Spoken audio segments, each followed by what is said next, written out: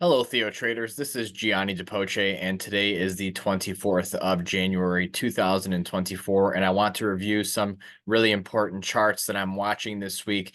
Stocks are breaking out to new all-time highs, being led by semiconductors and technology once again. But I'm afraid not all is rosy underneath the surface of the market, especially when we look at some intermarket factors, things that are going on in the currency market and the treasury market lend itself to some caution at this stage of the market rally. But let's start off with the good news and take a look at the Nasdaq 100 futures rallied to a new all-time high today at 17,793 and 50 cents. So we do see a little bit of bearish divergence in price in the RSI indicator, suggesting that upside momentum is waning. And it's being driven by monsters of tech. Netflix had a big earnings beat.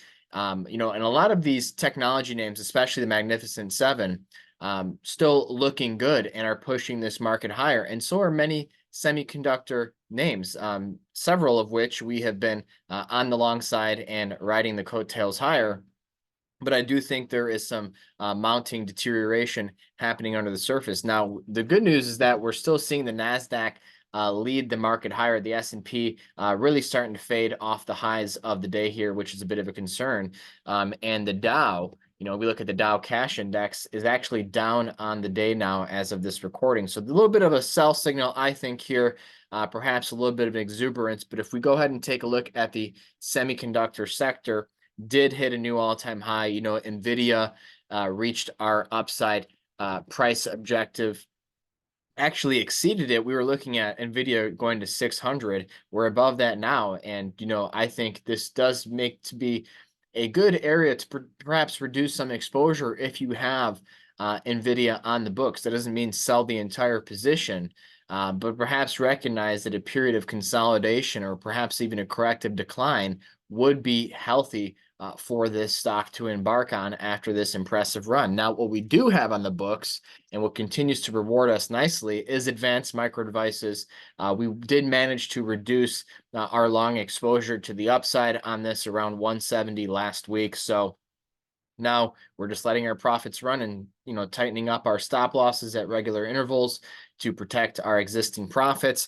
A couple other chip names that we like and have participated in onto the upside include Marvel Technology, which just rallied to a new multi-month high today as well, and Rambus. So this one did not make a new high, but still hanging out near the highs.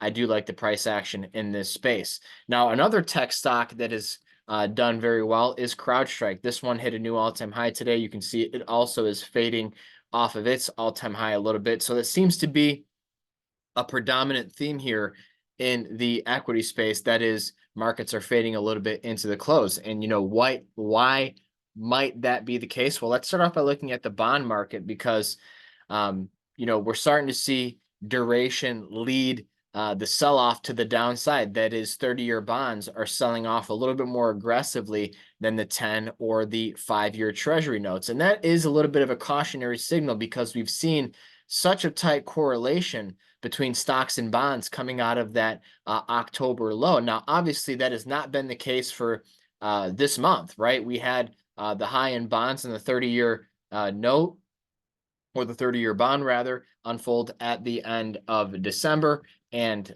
same thing in the 10-year note. So this is a cautionary signal. Now, what it is doing is pushing up the value of the dollar, with the exception of the dollar yen, which is down today. But you'll see here too, we are off the lows of the day.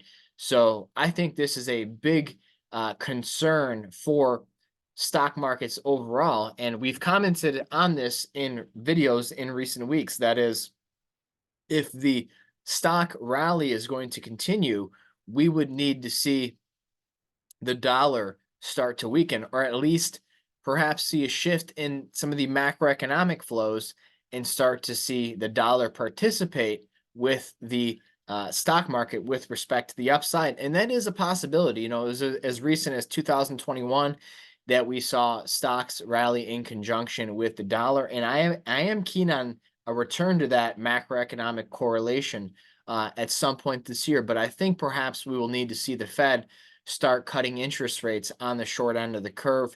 In order for that to be the case, to kind of get or like, ignite that capital flow into the short end of the bond market. But right now, we're just seeing the sell off on the long side of bonds, and that is pushing interest rates higher on that front, and is generally bullish for the dollar. It's all comes down to the carry trade. It's really not that much more complicated than that. So, um, cautionary signal right now, a little bit of irrational exuberance perhaps creeping into the market. I do think, a multi-week corrective decline in equities would be productive in the sense of shaking out some of the excess bullishness. That said, I don't think the high of the year is in yet. I'd like to see a little bit more upside, a little bit more euphoria, more than we have now. Yeah, things have been good, but I think things can get better before they get worse. And that is what remains on my radar with respect to stocks at this point. It does look like some of the interest rate uh, cut expectations have been pushed back. Before a week or two ago, we were looking at the Fed cutting rates in March. Now it looks like the rate cut's going to come in May instead. So a little bit of shift in monetary policy expectations as of late. But another asset class that is potentially forewarned of this decline or a forthcoming decline in equities is Bitcoin and cryptocurrencies. Now, Bitcoin is not a safety, a flight to safety trade. It is not a safe haven by any stretch of the word. But what it is good at doing is acting as a barometer for risk appetite amongst the speculative segments of the market. And Bitcoin rallied to our upside objective in the $48,000 to $50,000 area earlier this month and has been displaying weakness ever since. So this is another concern that bulls need to reconcile. And so as I look at, the various intermarket factors here, the conditions point to some potential volatility in equities in the coming, week or two. Like I said, is this the high that I'm looking for this year? No, but I think we could use this to shake off some of the excess bullishness in the stock market right now.